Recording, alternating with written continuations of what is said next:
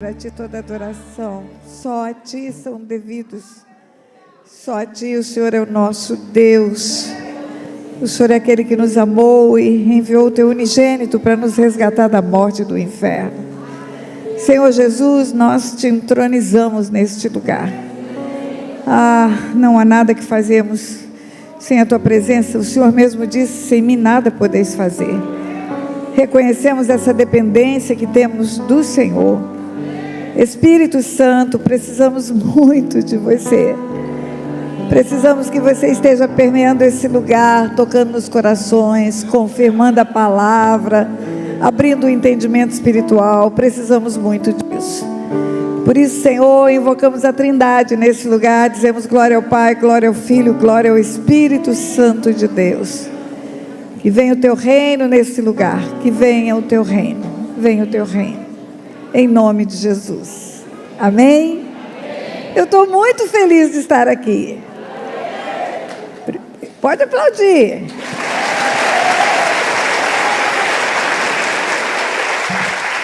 A primeira vez que eu estive nesta igreja, eu me apaixonei pelos pastores. Eles ocuparam um lugar especial no meu coração. E aí, quando houve o convite para retornar, eu falei: Deus, e agora? A agenda está lotada. Ela é marcada com quase 2 anos de antecedência, mas tinha esse intervalo de feriado que eu ia fazer um evento meu, e eu falei: eu vou, porque Deus tem um plano para esse tempo lá. E eu entendi, hoje eu entendi o grande plano de Deus, e você vai entender já já. Lá em Tocantins o povo fala jazinho, você vai entender jazinho, daqui a pouco. Antes de você se sentar, eu quero ler um texto da palavra de Deus. Está em Mateus capítulo 15. Indo Jesus para os lados, a partir do versículo 13. Indo Jesus para os lados de Cesareia de Filipe, perguntou aos seus discípulos: quem diz o povo ser o Filho do Homem? E eles responderam: uns dizem João Batista, outros Elias, e outros Jeremias, ou algum dos profetas. Mas vós, continuou ele, quem dizeis que eu sou? Respondendo Simão Pedro, disse: tu és o Cristo, o Filho do Deus vivo. Então Jesus lhe afirmou: bem-aventurado és, Simão Bajornas, porque não foi carne e sangue que tu revelaram, mas meu Pai que está nos céus. Também eu te digo que tu és Pedro, e sobre esta pedra edificarei a minha igreja, e as portas do inferno não prevalecerão contra ela. Dar-te-ei as chaves do reino dos céus. O que ligares na terra terá sido ligado nos céus, e o que desligares na terra terá sido desligado nos céus. Glória a Deus pela palavra dele. Podem assentar, queridos. Eu vou me assentar também, porque temos muito que conversar. Isso. Você está disposto a fazer uma vigília comigo aqui? Porque eu estou animada. Parece que quanto mais o tempo passa, mais animada eu fico. Então, ele foi profetizado no Velho Testamento. É o Messias que viria. Foi anunciado pelos profetas. Haviam profecias de mais de 700 anos que diziam que ele viria. Na verdade, o anúncio da vinda do Messias e o anúncio do sacrifício dele na cruz começa no livro de Gênesis. Eu falo que a forma que Deus escolheu para formar o homem, a sua imagem, a sua semelhança, como está em Gênesis capítulo 5, onde diz: esta é a genealogia de Adão, no dia em que Deus formou o homem. Homem, humanidade. A sua imagem e semelhança o formou. O é artigo masculino definido singular. No dia em que Deus formou o homem, o ser humano, a humanidade, a sua imagem e semelhança o formou. A imagem de Deus ele foi formado. Mas continua o texto de Gênesis 5. Macho e fêmea os formou. Mas era o, agora virou os. era singular, agora virou plural? Sim, porque no único ser que foi o protótipo da humanidade, no primeiro ser formado para ser as primícias da humanidade, lá estavam todo o gênero masculino e todo o gênero feminino. E o texto continua: macho e fêmea os formou e os abençoou e deu a eles o nome de Adão. Então ambos têm um nome só, macho e fêmea, formado por um Deus poderoso, num ser só, do pó da terra, que recebeu o sopro de vida, chama Adão. Mas em Adão tem todo o gênero masculino e todo o gênero feminino da face da terra. Deus não fez dois bonecos, Deus fez um ser só. E aí, conta a Bíblia, que Deus fez cair pesado sono sobre Adão. Abriu o seu peito e tirou uma parte lá de dentro. Esse ser único, esse ser primícia da humanidade, continha todo o gênero masculino e todo o gênero feminino, e Deus abre o seu peito e tira uma parte e transforma na mulher. Não criou, já estava ali. Já foi criado o ser humano feminino junto com o ser humano masculino em Adão. Mas a hora em que Deus faz cair pesado sono sobre Adão e abre o seu peito e tira uma parte, transforma na mulher, ele diz, a parte que ficou, diz, é osso dos meus ossos, é carne da minha carne. Por isso deixará o homem pai e mãe, unir-se à sua mulher, serão os dois uma só carne. E assim foi a criação do homem e da mulher. O pai fez um só, fez ela no peito dele, abriu o peito dele, tirou a parte que se transformou na mulher, e aí viraram dois, e eram um só. E eu perguntava para Deus, por que o Senhor não fez dois bonecos? Por que o Senhor não fez dois seres? Por que o Senhor não fez os dois do pó da terra e soprou o fôlego de vida nos dois? Porque o Senhor escolheu fazer ela no peito dele. E eu entendi. Ali foi o primeiro ato profético de Deus, na hora da criação da humanidade. Que um dia ele colocaria o filho dele numa cruz, abriria o peito e tiraria uma esposa lá de dentro. E essa esposa é a igreja. Ali estava profetizada a cruz, ali estava profetizado o sangue que compra povos de todas as raças, tribos e nações. E ali estava profetizado que o casamento seria sinal e símbolo do encontro de Jesus com a igreja. E toda a Bíblia nos aponta para esse encontro. Mas o que eu quero te dizer é que o Messias, o Filho de Deus, o que viria, ele foi anunciado desde o Gênesis. Desde o Gênesis. Moisés, quando sobe ao Monte Sinai com as tábuas da lei, para Deus escrever os 10 mandamentos, que desce e o povo está fazendo um bezerro de ouro, Moisés fica irritado e quebra as tábuas da lei. Quando Deus diz para ele, faz outras tábuas, é preciso ficar escrito, a lei precisa ficar escrita. Depois disso, Moisés tem uma conversa com Deus e Moisés está intercedendo pelo povo. Deus está bravo com o povo por causa do bezerro de ouro. E aí Deus fala, eu não vou mais com vocês. Um anjo irá, mas eu não vou mais. O próprio Deus ia. Ele ia fazendo a nuvem para proteger do sol causticante do deserto. Ele mesmo ia para fazer a coluna de fogo, para impedir que chacais, serpentes, escorpiões atacassem aquele povo que estava andando pelo deserto. Ele disse, eu não irei mais. E Moisés tem uma conversa dolorida com ele. Moisés fala, eu quero ver a sua face. E Deus responde para ele, você não pode me ver. O homem pecador não pode me ver, ele vai ser consumido. Deus é fogo consumidor e o pecado estava no homem desde a sua criação, não no momento da criação, mas no momento em que escutou a Satanás, desobedeceu a Deus, ouviu aquele que é o adversário de Deus e fez o que Deus não queria. O pecado ficou inerente ao homem, a glória de Deus foi perdida. A Bíblia fala que em Adão todos pecaram e todos foram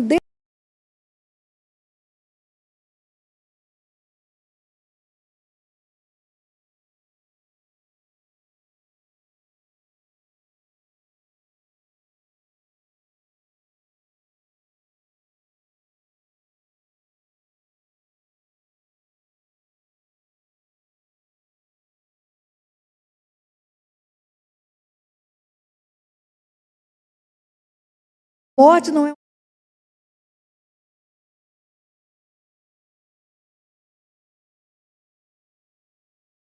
Eu tenho pregado muito sobre o dano da segunda morte. A primeira morte é aquela em que o corpo volta para o pó e o espírito volta para Deus que o deu. Todos terão a primeira morte. Todos. Mas a Bíblia fala em Apocalipse 21, 22 sobre o dano da segunda morte. O dano da segunda morte é a separação eterna de Deus, porque haverá uma ressurreição dos mortos. E aqueles que morreram com Cristo Jesus como seu Senhor e Salvador não vão enfrentar a segunda morte. Eles vão ouvir: vinde benditos do meu Pai, para o reino que vos está preparado desde antes da fundação do mundo. E eles viverão com o Senhor. O próprio Deus diz em Apocalipse 21, 7, o vencedor herdará todas essas coisas, eu lhe serei Deus e ele me será filho. Mas em Apocalipse 22 está escrito que fora desse lugar, onde Deus estará com o seu povo, ficam os canalhas, ficam os idólatras, ficam os feiticeiros, ficam os adúlteros e todos aqueles que amam e praticam mentira, que é o dano da segunda morte. Então, Deus não fica perto do homem pecador, Deus não fica perto do pecado. Ele é fogo consumidor. E a santidade dele consome o homem por causa do pecado. Então, Moisés quer ficar junto de Deus. E Deus diz para ele: não pode. Eu vou te consumir. A minha glória vai te consumir. Mas imediatamente Deus dá uma alternativa. Deus diz para Moisés: tem um jeito de você ficar junto a mim. Aqui tem uma pedra, tem uma rocha. Nessa rocha tem um buraco, tem uma fenda nessa rocha. Se você entrar na fenda dessa rocha, eu vou passar e a minha glória não vai te consumir. Espera aí. Será que ele estava falando de uma pedra mineral? Não. Pedra mineral não segura o poder e o juízo de Deus. Montanhas serão abaladas, novo céu e nova terra serão feitos. Ele não estava falando de uma pedra comum. Ele não estava dizendo: Moisés, entra nesse buraco, e nesse buraco você vai conseguir ficar escondido de mim, a minha glória não vai te alcançar. Claro que ele não estava falando de uma pedra mineral. Ele estava falando da pedra angular, da rocha eterna, do filho dele.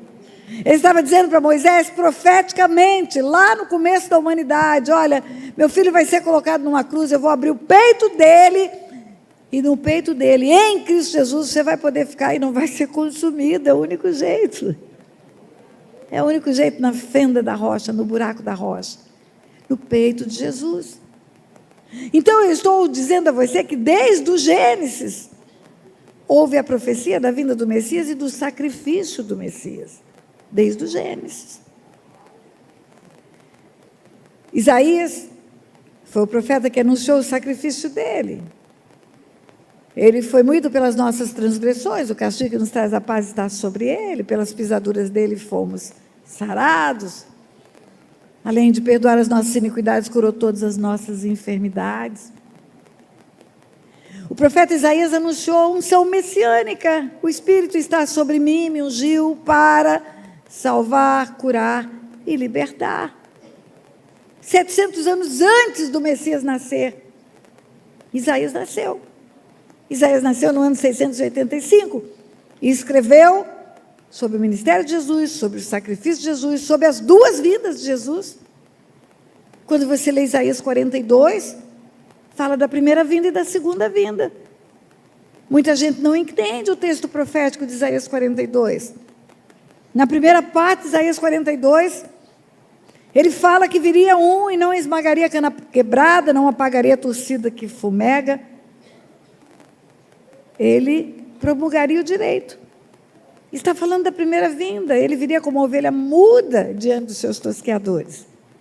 Viria para ser sacrificado.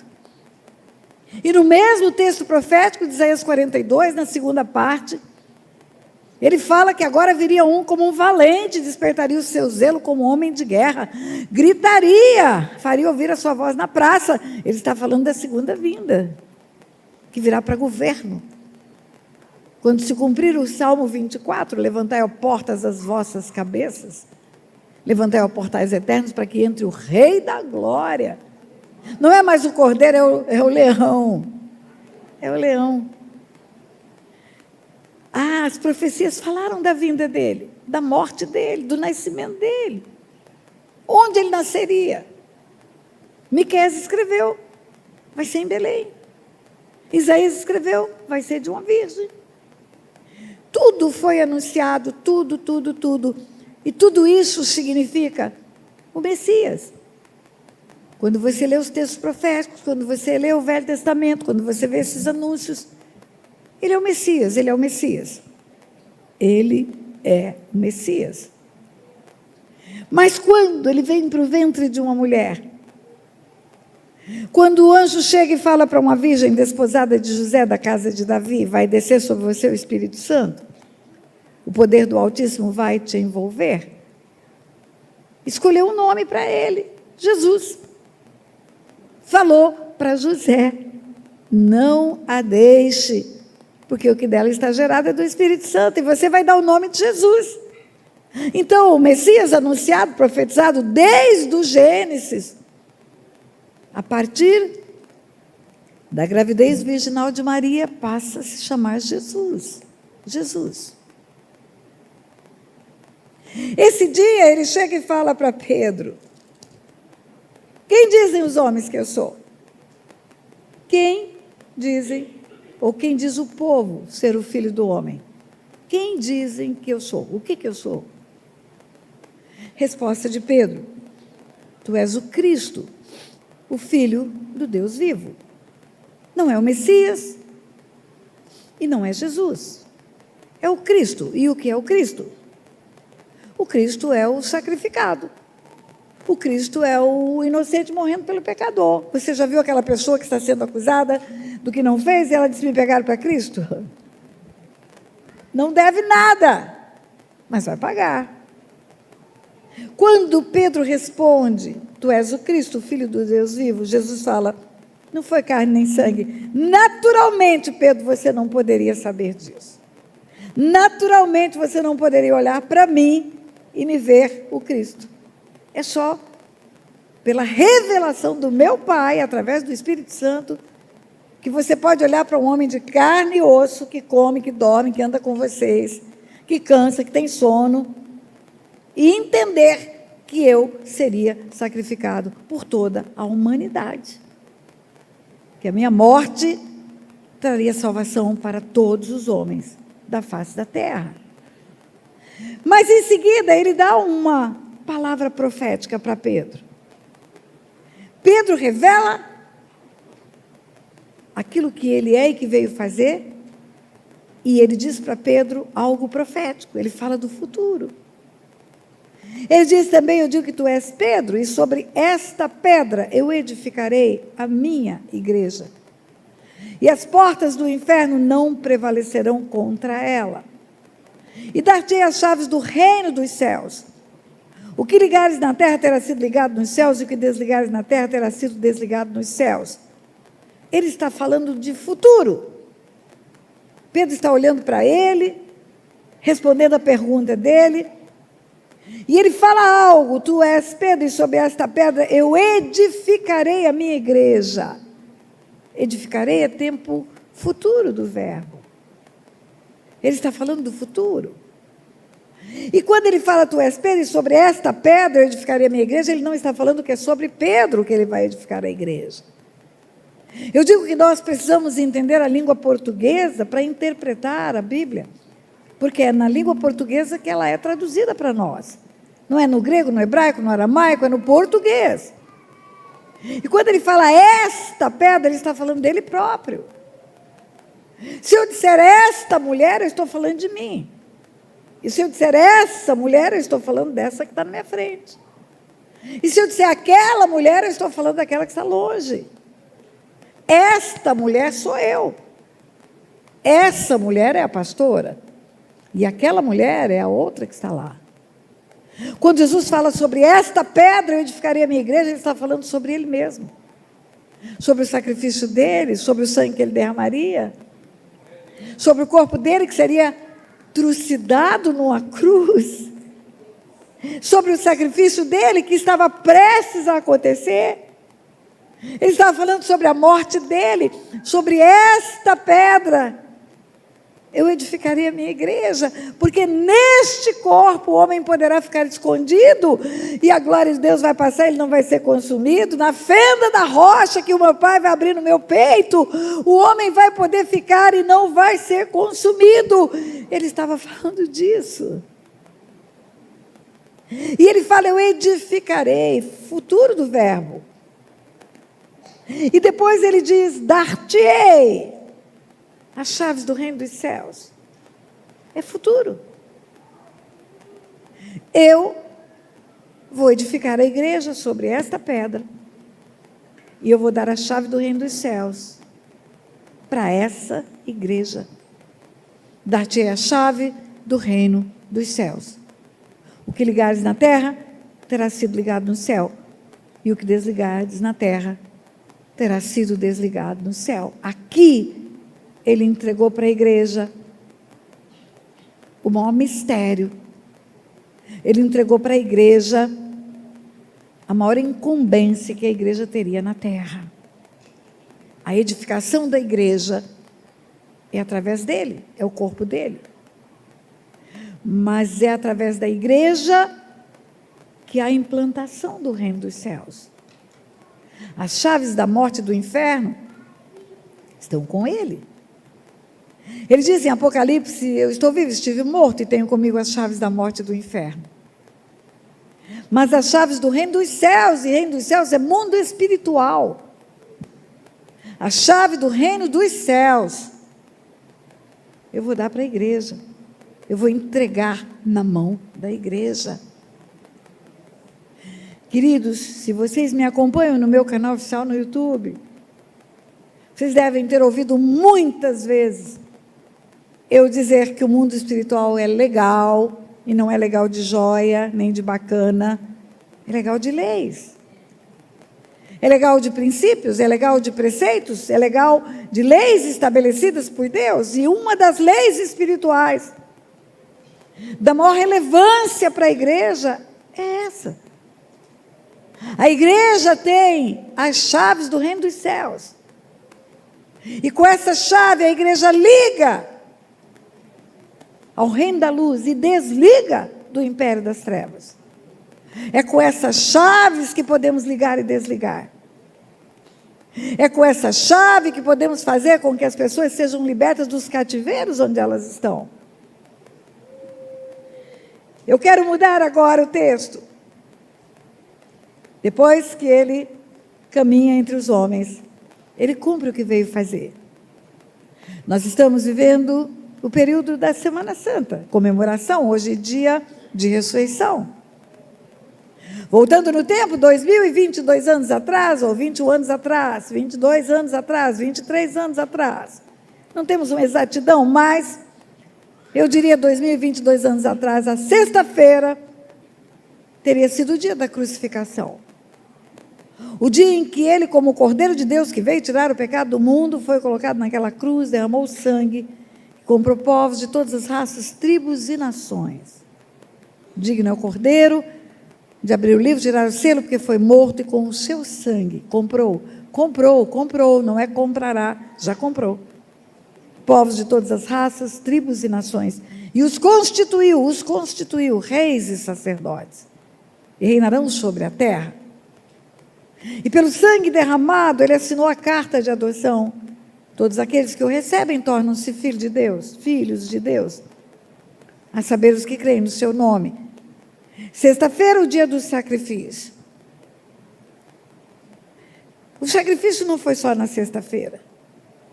Quando a Bíblia fala, em Filipenses capítulo 2, a partir do versículo 5, tende em vós o mesmo sentimento que houve também em Cristo Jesus, pois ele, subsistindo em forma de Deus, não usurpou ser como Deus, mas humilhou-se, tornou-se figura humana, e como homem foi servo, e como servo foi até a cruz, foi humilhado e foi para a morte de cruz.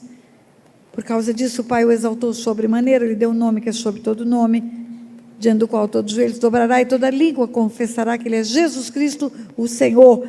Mas o que eu quero te dizer é que a humilhação não foi só a cruz. Tende em vós o mesmo sentimento que houve em Cristo Jesus, pois Ele, subsistindo em forma de Deus, não usurpou ser como Deus, mas tornou-se figura humana. Como era a forma de Deus? Ele subsistia em forma de Deus. Como era a forma de Deus? É a forma que Ele tinha antes de vir em carne. É a forma que Daniel viu às margens do rio Tigre. Um que tinha olhos como chama de fogo, pés como bronze polido, voz como de muitas águas, uma luz mais resplandecente que o sol. E quando Daniel viu, caiu desmaiado, o rosto no chão. Como é a forma de Deus? É a forma que Ele voltou a ter depois que foi para o céu. É a forma que João viu na ilha de Patmos. Um que tinha olhos como chama de fogo, pés como bronze polido, voz como de muitas águas, uma luz mais resplandecente que o sol. Como é a forma de Deus? É como Saulo de Tarso viu, quando se encontrou com ele na estrada de Damasco. Saulo não viu Jesus em carne. Ele não andou entre os discípulos que viram Jesus em carne. Ele teve um encontro com Jesus glorificado, com a forma de Deus devolvida. Então, qual é a forma de Deus? Olhos como chama de fogo, pés como bronze polido, voz como de muitas águas, uma luz mais resplandecente que o sol, uma glória sobremaneira excelente, que o homem cai desmaiado, cai morto.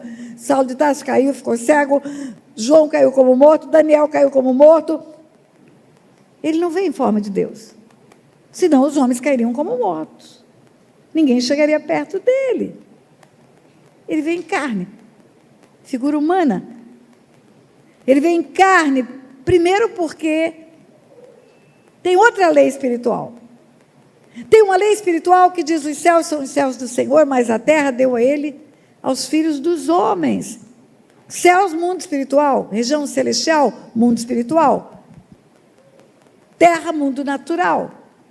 Um espírito sem um corpo é ilegal no mundo natural. No mundo natural precisa ter matéria. É o mundo material. Um espírito precisa de um corpo para ter legalidade no mundo natural. Por isso os demônios incorporam.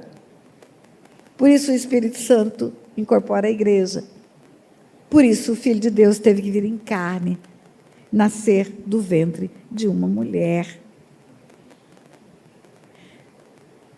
Ele também humilhou-se, não apenas naquela cruz, mas quando ele veio para o ventre de uma mulher. Quando ele foi um embrião, quando ele foi um feto, quando ele foi um recém-nascido, precisando que a sua mãe limpasse as suas partes íntimas, quando ele dependia da comida que ela punha na boca dele, quando ele teve que passar por todo o processo de homem, para poder ir para aquela cruz como homem, e ali pagar o pecado de todos os homens da face da terra. Ele humilhou-se desde o momento que ele deixou a sua glória, a sua majestade, e entrou no ventre de uma mulher. E sexta-feira, nós falamos da crucificação. A tortura dele começou antes de sexta-feira.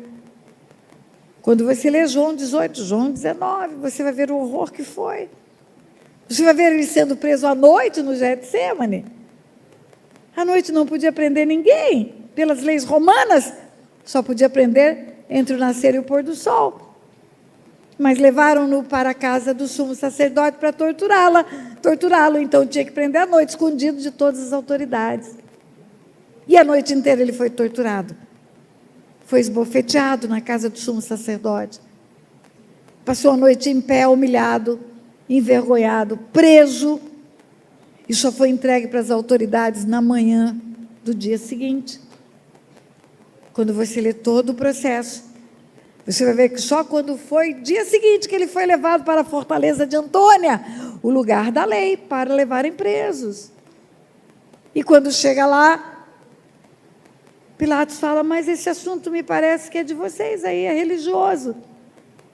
Resposta do sumo sacerdote. Mas na nossa lei não tem autoridade para crucificar. Ou seja, não há previsão legal para matá-lo. O que isso significa? Os sacerdotes não levaram Jesus para ser julgado. Eles já levaram o julgamento pronto. Eles só não queriam sujar as mãos deles. Levaram Jesus para ser crucificado. Mesmo assim, Pilatos diz, mas ele me parece inocente. Ainda assim, mandou dar 40 chibatadas. É inocente, mas vai levar uma pisa, vai apanhar. Por que fez isso? Para satisfazer aquele desejo sanguinário dos sacerdotes. 40 chibatadas, sangrou no chicote dos romanos. Ele foi muito humilhado antes da cruz, queridos. Depois Pilatos volta a dizer, mas ele me parece inocente. Ainda pede aos sacerdotes que examinem a possibilidade da libertação dele.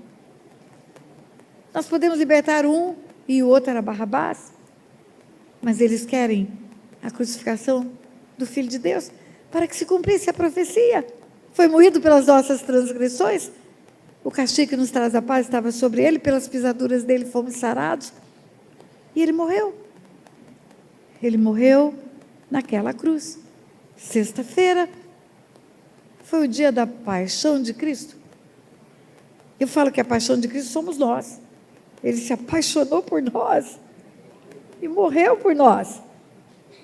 Enfrentou tudo isso para que nós fôssemos viver com Ele eternamente. Nós nem olhávamos para Ele, nós vivíamos nas nossas transgressões, desconectados de Deus, separados de Deus. Ele abre o caminho, o único caminho que leva ao Pai. Eu sou o caminho, a verdade e a vida. Ninguém vem ao Pai, senão por mim. Não tem outro caminho, não há outro nome pelo qual importa que sejamos salvos. Na sexta-feira ele morreu. E o dia de ontem? O dia de ontem foi o sábado. O sábado serve para quê? Para malhar o Judas? Não. O sábado serve para sabermos que ele foi às regiões inferiores da terra. Expôs ao desprezo principados e potestades, triunfou deles. Arrancou as chaves da morte e do inferno. É as chaves que ele tem nas mãos. Estou vivo, estive morto e tenho comigo as chaves da morte e do inferno. Declarou para Satanás que o tempo dele estava contado, porque o homem só ficaria preso se quisesse. Porque as chaves da morte e do inferno ele arrancou, e as chaves do reino dos céus, para ligar o homem ao céu, tirar do inferno, ele já havia entregue para a igreja, mas vai entregar, ele havia prometido. Dar-te-ei a chave do reino dos céus, ele tinha dito para Pedro, para a igreja. E aí no domingo, hoje, queridos, quando Deus começou a construir isso na minha cabeça, eu falei, não foi à toa que essa agenda aconteceu. Eu falo que eu não tenho uma agenda, eu tenho uma missão. E Deus faz a agenda para o cumprimento da missão. Primeiro dia da semana, domingo, hoje. João capítulo 20, nós vamos ler juntos. No primeiro dia da semana, Maria Madalena foi ao sepulcro de madrugada, sendo ainda escuro, e viu que a pedra estava revolvida. Espera aí, quem é Maria Madalena? Quando você vai para o capítulo 8 do Evangelho de Lucas, está escrito que na caravana de Jesus, tinha 12 homens e tinha muitas mulheres. Na caravana de Jesus tinha 12 homens, e tinham algumas mulheres que foram libertas de demônios, curadas de enfermidades, e muitas outras que não foram libertas nem curadas, mas que seguiam Jesus, servindo a Jesus. E quem é Maria Madalena na fila do pão? Era uma mulher que tinha 7 demônios. Maria Madalena, da qual saíram 7 demônios, está escrito lá. Fala de Joana, mulher de Cusa, procurador de Herodes, uma mulher importante da alta sociedade, Susana, uma mulher comum, e muitas outras que serviam Jesus com os seus bens, mas especificamente cita o nome dessas três: Maria Madalena, da qual saíram 7 demônios. Então, essa mulher que vai ao sepulcro no domingo de manhã é a tal que foi endemoniada com 7 demônios. No primeiro dia da semana, Maria Madalena foi ao sepulcro de madrugada, sendo ainda escuro, e viu que a pedra estava revolvida. O sepulcro é dentro de uma pedra, cavado na rocha, e uma pedra rola e tampa aquele buraco. E ela foi de madrugada. Na Bíblia não tem letra inútil nem palavra desnecessária. Por que está escrito de madrugada? Para que eu e você soubéssemos que ela não aguentou esperar o sol nascer. Quando terminou o dia de sexta-feira, que ia começar o Shabá, ia começar o dia do descanso, que mulher nenhuma mais podia ficar na rua, que as pessoas tinham que se recolher. Eles foram embora. Ela viu onde o túmulo estava, viu onde o corpo foi deixado, mas não pôde ficar, tinha que se recolher. Só quando o sol nasce no domingo é que ela pode aparecer, mas ela não esperou o sol nascer. Sendo ainda escuro, foi ao sepulcro. E chega lá e viu que o túmulo estava vazio, a pedra foi tirada. Olhou lá dentro, não tem corpo, não tem corpo. Então correu e foi ter com Simão Pedro e com outro discípulo a quem Jesus amava, e disse-lhes: tiraram do sepulcro meu Senhor e não sabemos onde o puseram. Quem que é o outro que Jesus amava? É o próprio João que está escrevendo a história. O João é metidinho, todo exibido. Ele está dizendo: Jesus me ama. Você pode dizer também: Jesus me ama. Você pode testificar ao mundo esse amor. O dia que Satanás disser que você não vale nada, você fala: você está enganado, cara. Eu sou amada de Jesus. O dia que Satanás disser que você não tem valor, você vai dizer: você está enganado, cara. Meu valor é tão grande que custou a vida do meu Redentor. O alto preço foi pago pela minha vida. E ela vai, e havia Simão Pedro e João, e eles correram, versículo 4, ambos corriam juntos, mas o outro discípulo correu mais depressa do que Pedro. Claro, João é mais novo. Pelos cálculos, João tinha uns 18 anos e Pedro tinha uns 30 e pouco, 40. Quem tem 18 chega na frente. Abaixando-se, viu os lençóis, todavia não entrou. João não entrou. Simão Pedro entrou. Por que João não entrou? Princípios, observância, mais velho primeiro. Pedro era o mais velho do grupo. Pedro entrou, João ficou do lado de fora. Quando Pedro entrou, ele viu os lençóis. Entrou, João logo depois, e viu os lençóis. Que lençóis são esses? Quando você vai nos versículos anteriores, você vai ver que o corpo foi embalsamado, revestido de lençóis, cheio de bálsamos, engomado. Os bálsamos ficavam endurecidos.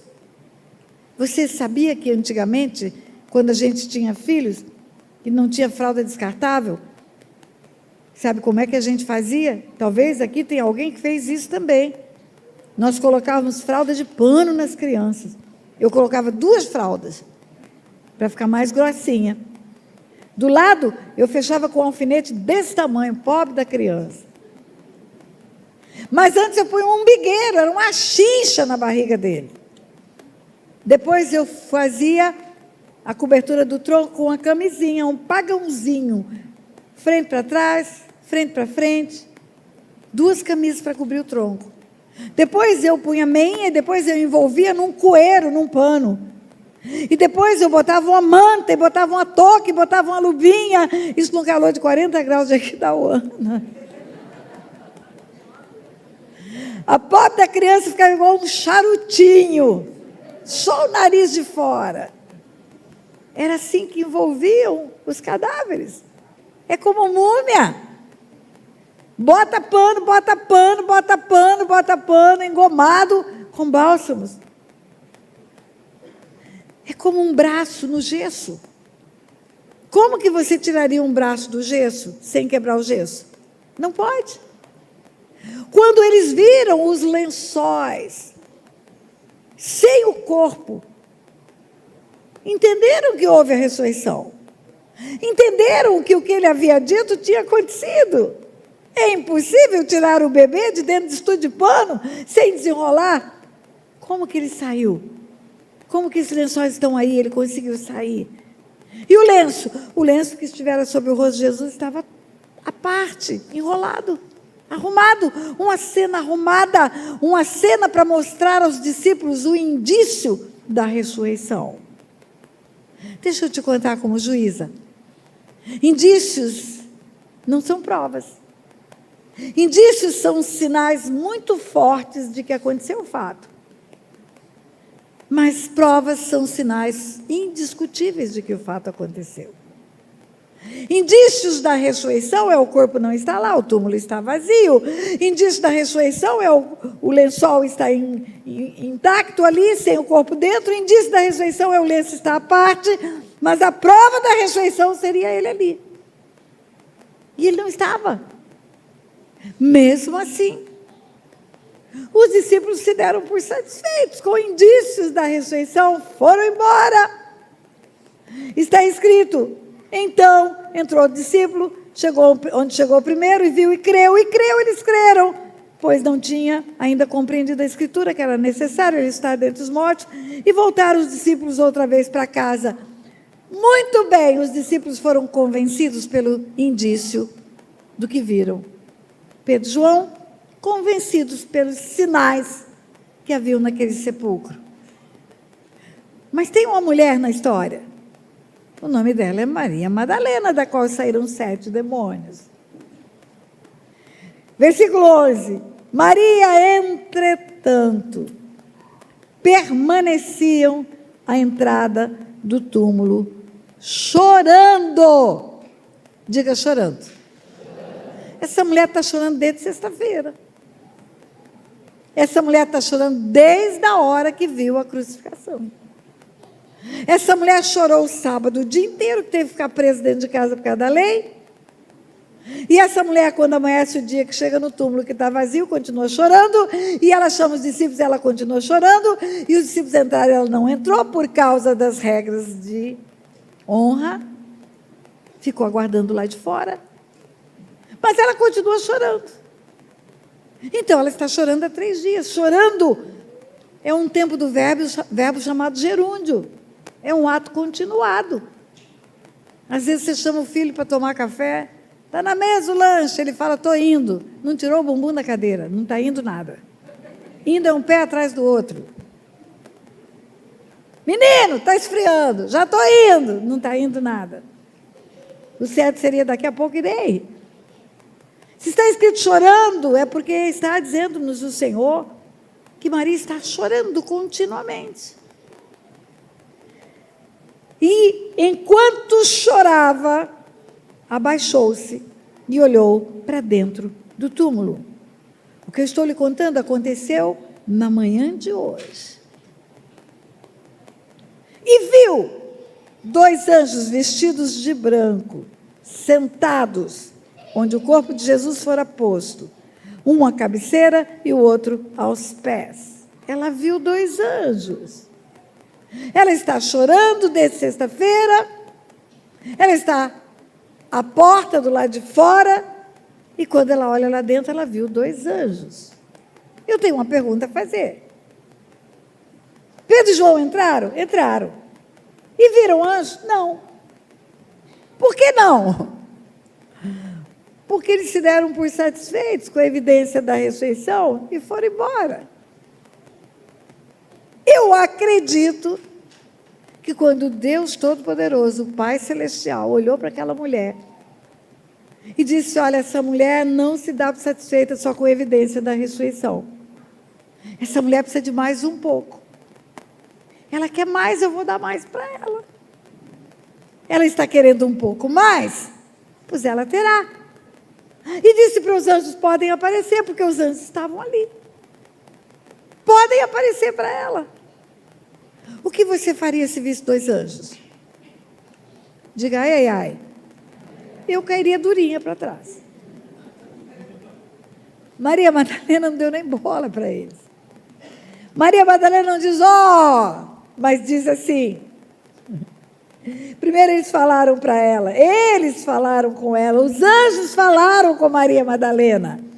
Vira para quem está do teu lado e diga, eles falaram com ela.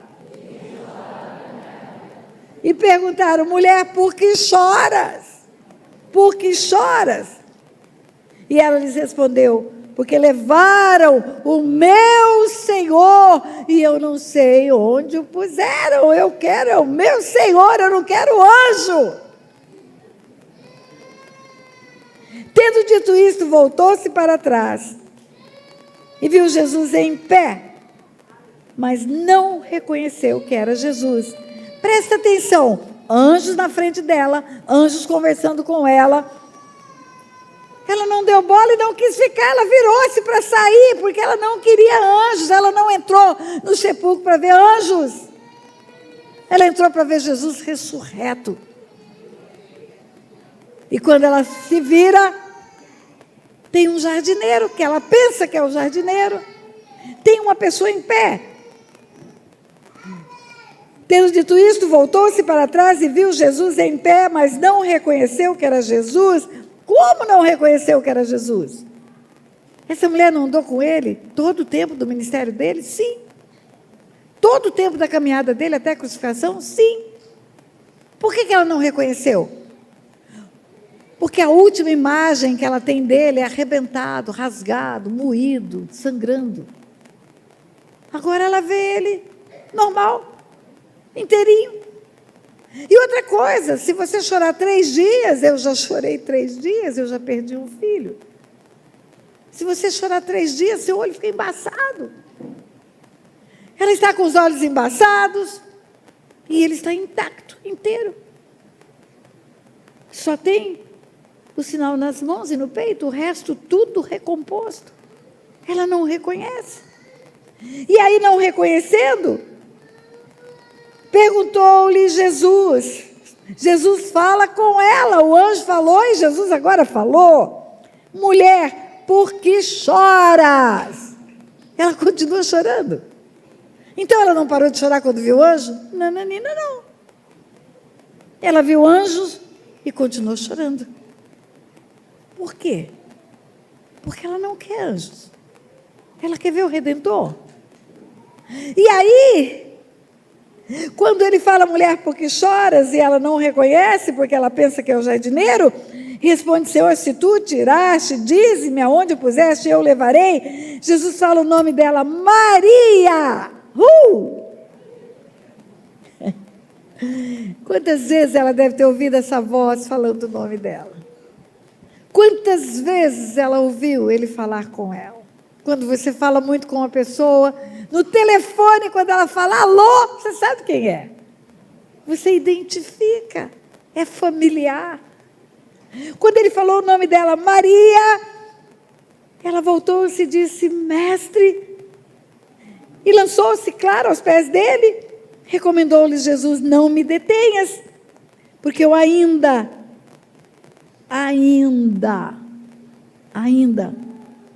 não subi para o meu Pai, mas vai ter com os meus irmãos. E diz-lhe, subo para o meu Pai, vosso Pai, para o meu Deus, vosso Deus.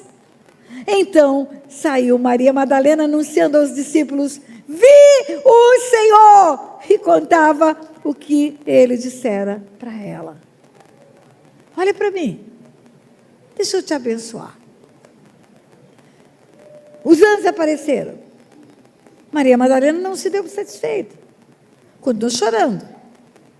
Agora, eu acredito que o pai disse para o filho, olha meu filho, nós temos um trato, você vai ter que subir com esse sangue derramado, vai entrar no Santo dos Santos aqui no céu, vai me entregar, é o sacrifício único, perfeito e acabado, que compra povos de todas as raças, tribos e nações.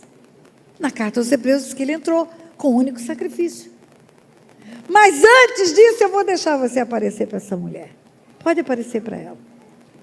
Porque o desejo que ela tem no coração de ter você, de saber que você ressuscitou, vai fazer com que ela seja a primeira pessoa na face da terra a vê-lo ressurreto. Quando ele fala, eu ainda não subi. Significa que depois que ele apareceu, ele subiu. Na Bíblia não tem letra inútil nem palavra desnecessária. Escute bem, igreja. A primeira pessoa que vê Jesus ressurreto é uma mulher ex-endemoniada. A primeira pessoa na face da terra que é chamada de filha, porque é só pelo sangue que foram comprados os filhos de Deus.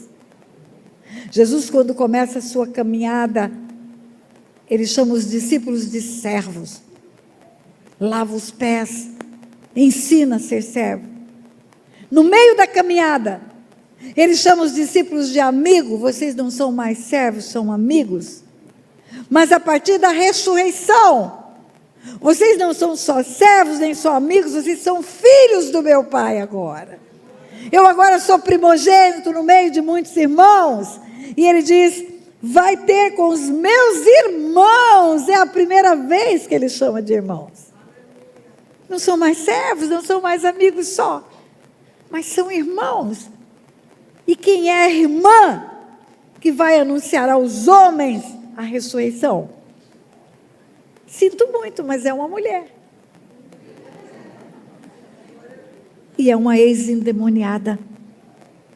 É uma mulher que experimentou libertação. Experimentou sair das garras do inferno para fazer parte da caravana de Jesus. É a primeira a anunciar a ressurreição. Isso aconteceu hoje de manhã. Mas eu quero te contar o que aconteceu hoje à tarde.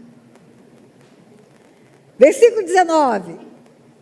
Ao cair da tarde daquele dia, é hoje, o primeiro da semana, trancadas as portas da casa onde estavam os discípulos, com medo dos judeus, veio Jesus, pôs-se no meio deles e disse-lhes, paz seja convosco. Espera aí. Então ele apareceu cedinho para Maria Madalena, subiu, foi tratar com o Pai todos os detalhes do sangue derramado, do povo que comprou, do que fez de sacrifício, e voltou. E quando voltou, de tarde, só de tarde, ele aparece para os discípulos. Só à tarde. Ao cair da tarde, daquele dia, o primeiro da semana, trancadas as portas da casa onde estavam os discípulos, com medo dos judeus, veio Jesus, pôs-se no meio e disse-lhes, paz seja convosco. E dizendo isto, mostrou-lhes as mãos e o lado. Alegravam-se, portanto, os discípulos ao verem o Senhor. Disse-lhes, pois, Jesus outra vez, paz seja convosco. Assim como o Pai me enviou, eu também vos envio. E havendo dito isto, soprou sobre eles e disse-lhes, recebei o Espírito Santo. Se de alguns perdoardes os pecados, serão perdoados. E se lhes retiverdes, serão retidos. Ele entregou a chave do reino dos céus na tarde da ressurreição. Ele disse para os discípulos naquele dia que Pedro falou, tu és o Cristo, o Filho do Deus vivo, dar-te-ei a chave do reino dos céus. O que você ligar na terra terá sido ligado no céu. O que você desligar na terra será desligado no céu. Eu vou te dar. A igreja vai receber. No dia da ressurreição, à tarde, ele entrega essa chave. Ele sopra o Espírito e diz, vocês agora têm autoridade para perdoar pecados. Ligar e desligar. Ligar e desligar. Ligar e desligar. E essa é a chave espiritual que a igreja precisa começar a usar. Essa é a chave espiritual que a igreja precisa usar, ligando pessoas ao reino da luz, desligando as pessoas do império das trevas. Ligando as pessoas ao reino da luz, desligando do império das trevas. Mas veja bem, está escrito, se de alguns perdoados os pecados seriam perdoados, está dizendo autoridade. Para tirar a pessoa do lugar do pecado, isso é. Autoridade espiritual para romper com a condenação que o pecado traz, com a morte que o pecado traz, sim. Mas como que a igreja pode fazer isto?